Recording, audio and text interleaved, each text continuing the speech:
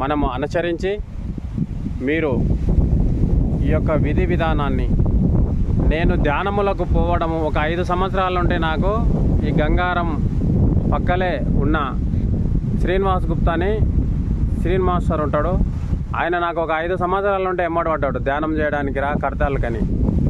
నేను చిన్న అజ్ఞానం ఏం చేశానంటే, నేను ఒక గురువు దగ్గర పోతున్నాను కదా, మరి ఇంకో రెండో గురువు దగ్గర పోతే వాళ్ళొకటి వీళ్ళొకటి చెప్తారు, మనకేమన్నా ఎఫెక్ట్ పడుతుంది బాగుండదు అనే ఆలోచనతో నేను పోలేదు. ఆయన లాస్ట్ పోయిన సంవత్సరం ఇదే నెలల ఈ నెలల 21వ తారీఖు నాడు యోగా డే నాడు బాగా ఒకసారి 10 సార్లు ఫోన్ చేసి పంపించడం జరిగింది. మాధవరెడ్డిది ఆ రోజు ముగ్గు వేయడము, మాధవరెడ్డి ఇక్కడ ముగ్గు వేయడానికి ఉండంటున్నాడు, ఆయన అక్కడ ఫోన్ చేస్తున్నాడు. సరే ఇది రేపైనా చేయొచ్చు కానీ ఈరోజు ఆడికి వేసాను పోయినా నా అదృష్టం బాగుండి నేను మా భార్య చంద్రకళని తీసుకుపోయినాం. ఆ రోజు ఆడొక మేడం 76 సంవత్సరాల ఏజ్లో ఉంది. ఆమె శరీరం అంతా కాలిపోయింది 70%. భీమవరం నుండి అంటే దాదాపుగా మనకు 700 కిలోమీటర్ల దూరం, 650 నుండి 700 కిలోమీటర్ల దూరం వచ్చి ఆమె ఇక్కడ ధ్యానం చెప్తుంది అనమాట. ఆమె ఉపన్యాసం నేను ఒక 5 గంటలు విని నేను చాలా బాధపడ్డా. 5 సంవత్సరాలు నా జీవితం వేస్ట్ చేసుకున్నా కదా, మనం జీరోగా బతుకుతున్నాము, ఇంత మంచి నాలెడ్జి, ఇంత మంచి మనకు అవకాశం ఉన్నది పోగొట్టుకున్నాం అనే ఆలోచనతో అప్పటి నుండి సంవత్సరం నుండి అన్ని పత్రిజీ సంస్థానాలు అన్నీ తిరిగి నేను ధ్యానం నేర్చుకోవడం జరుగుతుంది. అక్కడ ఏముంటుందమ్మా అంటే, ప్రతి మనిషికి నేను ధ్యానంలోకి పోయిన ఫస్ట్ రోజే నాకు ఆలోచన ఏమొచ్చిందంటే, రైతులకు ముందు ధ్యానం నేర్పాలి. రైతులకు తెలియదన్నమాట, ఎంతో కష్టపడే వాళ్ళు ఈ భూమి మీద ఉన్నారంటే జై జవాన్ జై కిసాన్ అనే నానుడు. అంటే ఆర్మీ తర్వాత రైతులే అన్నమాట. మన దేశాన్ని రక్షిస్తున్న వాళ్ళు, దేశానికి ప్రతి ఒక్కరికి భోజనం పెడుతున్న వాళ్ళు రైతులు. మన దేశ సరిహద్దులో ఉండి దేశాన్ని రక్షిస్తున్న మహానుభావులే ఉన్నారంటే ఆర్మీ వాళ్ళు. వీరిద్దరే మన దేశాన్ని అతి ముఖ్యంగా కాపాడుతున్న వాళ్ళు అనే ఆలోచన నాకు వచ్చి, రైతులకు ధ్యానం నేర్పించాలి అని, ఎలాగైతే నేర్పించాలని ఇక్కడనే మన పక్కనే ఒక రాము మాస్టర్ నిజాలపూర్లో ఉంటాడు. ఆయన దగ్గర 4-5 నెలలు నేను ఈ ఆన్లైన్ క్లాస్ తీసుకోవడం జరిగింది. అంటే ఆయన ఎట్లా చెప్తానంటే, రైతులకు ఎలా చెప్పాలి, చదువుకున్న వాళ్ళకి ఎట్లా చెప్పాలి, స్కూల్ పిల్లలకి ఎట్లా చెప్పాలి, డాక్టర్లకు ఎట్లా చెప్పాలి, ఏదైనా పెద్ద ఆఫీసర్స్ ఉంటే ఎట్లా చెప్పాలి, రాజకీయ నాయకులను ఎట్లా ధ్యానం చేపియాలన్న సంకల్పంతో ఆయన టీచర్స్ ట్రైనింగ్ పెట్టి నేర్పిస్తున్నాడు. అక్కడ నేను మౌన ధ్యానానికి వెళ్ళినాము. అప్పుడు చంద్రకళను అక్కడ కూడా తీసుకెళ్ళాము. అక్కడ రాము మాస్టర్ చెప్పిన మాట విని ఆమె ఇప్పటికి 3 నెలలు అవుతుంది, రోజుకు 4 గంటలు ధ్యానం చేస్తుంది. చూడండి చంద్రకళ గొప్పతనం. అదే కూడా ఒకే జాగలో కూర్చొని ఉదయం 2 గంటలు, సాయంకాలం 2 గంటలు నేను చేస్తున్నాను, ఒక 5-6 గంటలు. కానీ ఒకే దగ్గర కూర్చోవడం లేదు, నేను ఎక్కడ టైం దొరికితే అక్కడ కూర్చున్నా. కానీ ఆమె ఒకటే దగ్గర నాకన్నా ఎక్కువ బాగా ధ్యానం చేసిందంటే చంద్రకళనే. కాబట్టి ప్రతి ఒక్కరూ మీరు ధ్యానం చేసి గొప్పగా మీకు ఉన్న ప్రతి కాళ్ళ నొప్పులైనా, నెత్తి నొప్పైనా, మీ శరీరంలో ఎక్కడ ఏ భాగంలో ఏ బాధ ఉన్నా అదే ధ్యానంతో తగ్గుతుంది. మీరు 41 రోజు కరెక్ట్గా రోజు ఉదయం గంట, సాయంత్రం గంట చేయండి. ప్రతి మనిషి మీకున్న అనేకమైన సమస్యలు తగ్గకపోతే అప్పుడు మాట్లాడండి. మనకి భూమి మీద ఒకే ఒక మహానుభావుడు అవతరించిందంటే పత్రి మహారాజు. ఆ పత్రి మహారాజు కనిపెట్టి ఇంతమందిని మేలు చేయాలన్న గొప్ప సంకల్పంతో అక్కడ చూడండమ్మా, ప్రతి మనిషి శ్రీమూర్తులే ఎక్కువ ధ్యానం చేస్తారు. పిఎంసి అనే ఛానల్లో మీరు కొట్టి ఒకసారి చూడండి. ప్రతి ఒక్కరి దగ్గర మీకు పెద్ద ఫోన్లు ఉన్నాయి కదా, ఆ పెద్ద ఫోన్లో పిఎంసి అనే ఛానల్ కొడితే దానిలో చాలామంది లేడీస్ మహాతల్లులు ఎంతో గొప్పగా ధ్యానం చేసి సాధించిన వాళ్ళు ఎంతో మంది ఉంటారనమాట. ఇది నేర్చుకొని దీనివలన మనకు ₹1 ఖర్చు లేదు, మనకు ఏం ఖర్చు లేదు, ఒక పూజలు చేయాల్సిన అవసరం లేదు, లేకపోతే కష్టపడాల్సిన అవసరం లేదు, ఇంకా ఏం పని చేయాలి. ఓన్లీ కళ్ళు మూసుకొని చేతులు పెట్టుకొని కూర్చోవచ్చు. ఒకవేళ మీరు కింద కూర్చోలేని వాళ్ళు ఉంటే కుర్చీ మీద కూర్చోవచ్చు.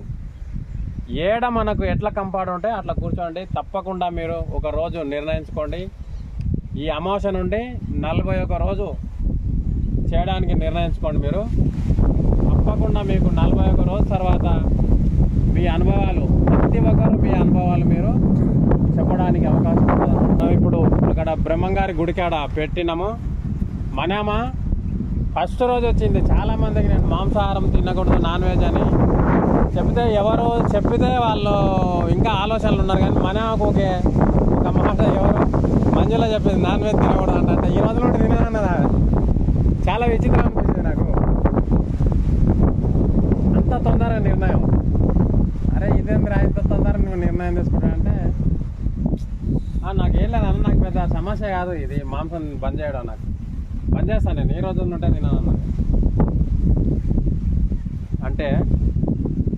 అంటే దీనికి ధ్యానానికి అంటే ఈ రోజే బంద్ చేయాలని కాదు, మళ్ళీ అట్లా బెదిరుకొని ధ్యానం బంద్ చేయకండి. మీరు మీకు బయట తిరుగుతుంటే వాళ్ళ సంస్థానంలో వాళ్ళు ఒక్కొక్కరు చెబుతున్న అనుభవాలు చూస్తే మీరే బంద్ చేస్తారనమాట.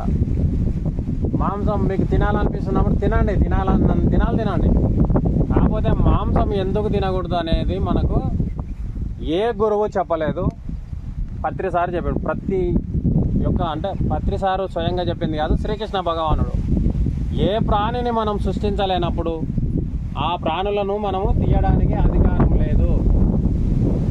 మన పిల్లలు ఉన్నారనుకోండి, మన పిల్లలకు చిన్న దెబ్బ తాకి రక్తం కాడుతుంటే గిల్లగిల్ల కొట్టుకుంటాం మనం. పిల్లలకు దెబ్బ తాకి కింద పడని దాంట్లో పిల్లలను ఎడవాపి దాంట్లో తల్లుల ముందరనే దాంట్లో గొంతులు కోసి పిల్లల ముందరనే తల్లులను గొంతులు కోస్తుంటే అవి ఎంత బాధపడుతుండో మనం ఒకసారి ఆలోచించవలసిన విషయం ఉంది. అవి ఎంతగానో అంటే మనకు ఏమంటామంటే ఒక చేప తినడానికే పుట్టింది కదా అనే మన ఆలోచన. చేప తినడానికి పుట్టలేదమ్మా, మనకు నీళ్లు అప్పుడు ఫిల్టర్ లేదు, నీళ్లు ఫిల్టర్ చేయడానికి పుట్టించాడు భగవంతుడు చేపను. అది ఎప్పుడు నీళ్లు తాగుతూనే ఉంటుంది, చెలిమిళ్ళకి వెళ్ళి ఎచ్చి తీసుకుంటుంది అనమాట. ఆ నీళ్లు దానిలో ఉన్న నాసును కానీ క్రిమి కీటకాలు అన్ని మింగేసి నీళ్లు ఫిల్టర్ చేస్తుంది చేప. అందుకు పుట్టింది చేప. ఆ చేపను మనం ఏం చేస్తున్నాం, మన స్వార్థానికి ఉపయోగించుకొని దాన్ని తినడానికి మానవుడు మరిగాడు. ఆ తర్వాత ఇంకొకటి, కోడి ఎందుకు పుట్టింది తినడానికి అనుకుంటున్నామా? కోడి కూడా తినడానికి పుట్టలే. కోడి మనకు వాచీలు లేనప్పుడు కూత కూస్తుంది మనకు. వెనకటికి ఇప్పుడు కూడా కూత కూస్తున్నాయి కదా, తెలుసు మీ అందరికీ. 3 గంటలకు కూత కూసినప్పుడు మూట కొట్టడానికి పోతున్నారు. 4 గంటలకు కూత కూసినప్పుడు ఆడోళ్ళు లేచి వంట చేయడానికి లేస్తున్నారు. మళ్ళా ఇంకా 3వ కూత కూసినప్పుడు 5 గంటలకు పిల్లలు లేచి పని చేసుకుంటున్నారు అన్నమాట. కోడి మనను నిద్ర లేపడానికి పుట్టింది. అలాంటిది ఆ కోడిని కూడా మనము చంపి తినడానికి మనము దాన్ని ఉపయోగించుకుంటున్నాం. అలాగే మేక ఎందుకు పుట్టిందంటే, మేక మనకు ప్రతిదానికి ఆయుర్వేదం మందులో దాని పాలు మనకు అవసరం ఉన్నాయి. ఇప్పుడు కూడా మనకు చేతులు ఎముకలు ఇరిగితే మేక పాలతో మందులు ఇస్తున్నారు. అదంతా మీకు తెలిసిన విషయమే కదా.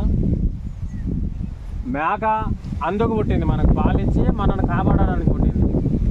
ఆ మేకను కూడా మనం ఏం చేస్తున్నాము, మన స్వార్థానికి ఉపయోగించుకొని ఏదో ఒక రాయికి దేవుడని ఒక రాయికి మొక్కుకొని పోలేరమ్మ, పోచమ్మ, బాలమ్మ, ఎల్లమ్మ ఇలాంటి పేర్లు ఏదో ఒకటి మనం పెట్టుకొని ఆ రాళ్లకు మనం బలిస్తున్నాం. ఎన్నడో వీరబ్రహ్మేంద్ర స్వామి చెప్పాడు, ఏమీ తెలియని మూగజీవులను రాళ్ళకి ఎందుకు బలిస్తారు అని మనం ఏం చేస్తున్నాము అంటే, ఎవరో ఒక మూడు ఒకటి చేసిరని మనం కుండవై దాన్ని ప్రాణిని గిలగిల కొట్టుకోగా ఆ దేవతల కాడ ఏ దేవుడు ఒక ప్రాణం తీయాలని కోరలేదమ్మా. అది మనము సృష్టించుకొని మానవులకు తెలియక ఆ తప్పులు చేస్తున్నారు.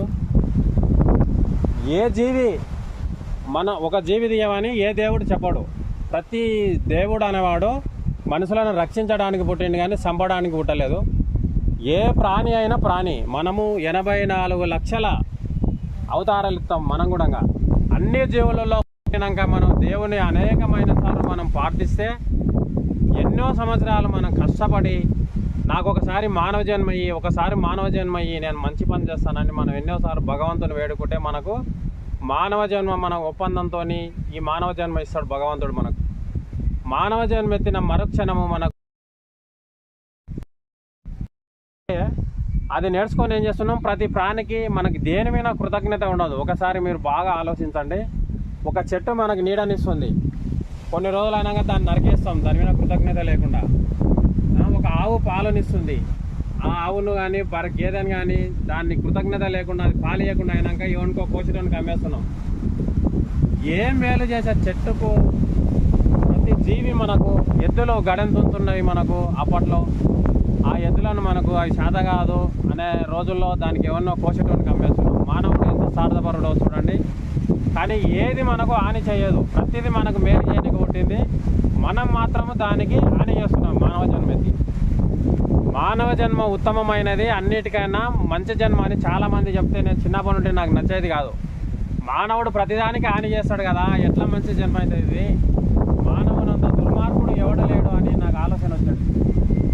కానీ నాకు పత్రి మహారాజు దగ్గర పోయినాక దానికి అంత సమాధానం దొరికింది. మానవ జన్మ ఉత్తమమైనదే, కానీ మనం చేస్తున్న పొరపాట్లు, మనకు ఇలా చేయిస్తున్న ఈ పొరపాట్లు అంటే తెలియక అజ్ఞానంతో అనమాట, చెప్పేవాళ్ళు లేక.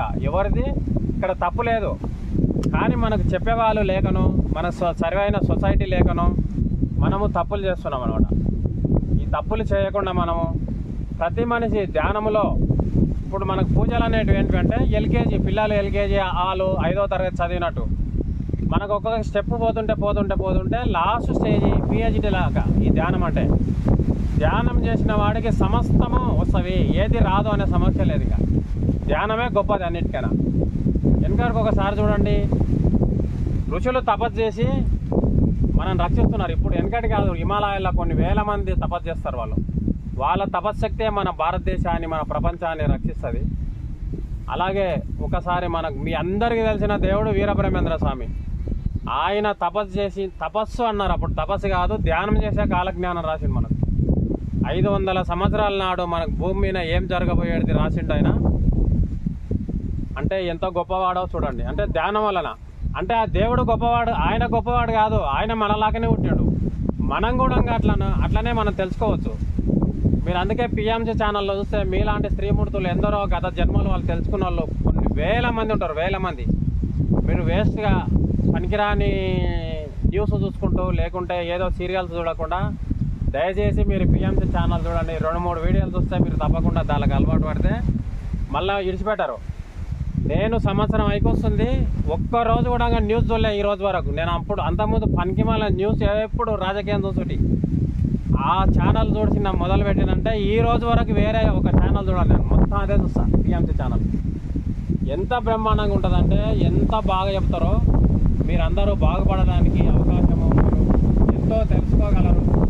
స్త్రీ అంటే సృష్టికర్త, స్త్రీ లేని సృష్టి లేదు. మీరు తలుచుకుంటే ఏమైనా చేయగలరమ్మా. ప్రతి మనిషి, ఆడి మనిషికి ఎంతో గొప్ప శక్తి ఉంది. ఒక ఛత్రపతి శివాజీని ఇచ్చిందంటే ఒక శ్రీమూర్తి సంకల్పం వల్లనే. ఆ రోజుల్లో మనకు ముస్లింలు రాజ మేల్కుంటూ మన స్త్రీలను కొండపోయి వాళ్ళు మానభంగాలు చేసి భర్తల ముందరనే భర్తలను చంపేయడము ఎంతో ఘోరంగా హింసిస్తుంటే అప్పుడు జీజాబాయి ఛత్రపతి శివాజీ తల్లి అనుకుంటుంది అనమాట, నానా మనం కూడా యుద్ధం చేసి మనమే ఎక్కువ జనాలు ఉన్నాం కదా, ముస్లింలను ఇది చేసి మనం రాజ్యం వెళ్ళొచ్చు కదా, వాళ్ళని ఓడించంటే, అమ్మాయి ఇప్పుడున్న స్థితిలో మనకు సాధ కాదు, నీకు అలాంటి పుత్రుడికి పుట్టాలని మన భవానీ దేవిని మొక్కుకుంటలే అంటాడు ఆయన. ఆ ఒక్క మాటను ఆమె మనసులో పెట్టుకొని అలాంటి పుత్రుడిని నేను కనాలి అనే కోరికతో ఛత్రపతి శివాజీని ఇచ్చిందమ్మా మన భారతదేశానికి. ఒక్కసారి మీ పిల్లలను ఛత్రపతి శివాజీ చరిత్ర చదివండి. ఆయన పేరు చెప్పుకోవడం కాదు, వాళ్ళ చరిత్ర చదివితే మనకు అర్థమవుతుంది. ఒక స్వామి వివేకానంద 40 సంవత్సరాలు బతకలేదు ఆయన, 39 సంవత్సరాలు బతికి ఇప్పుడు ఆయన చచ్చిపోయి 124 సంవత్సరాలు అవుతుంది. ఈ రోజుకు ఆయన మనం తలుచుకుంటున్నాం అంటే ఎంత గొప్ప వాళ్ళు అయింటారు వాళ్ళు. మనం ప్రతిదీ మనం ఇప్పుడు ఉన్న సమాజంలో మన పిల్లలు బాగుండాలి, మనం బాగుండాలి, అమెరికా పోవాలి, విదేశాలు పోవాలి, మన దేశాన్ని గురించి స్వతంత్రం గురించి కష్టపడే వాళ్ళు చాలామంది ఉంటారు అమ్మ. వాళ్ళు అట్లా తనలాడుకుంటే ఈరోజు మన భారతదేశంలో మనం ఉండేవాళ్ళం కాదు, బ్రిటిష్ వాళ్ళ చేతుల్నే ఇంకా మనం ఈనాదీనంగా బతికేవాళ్ళం.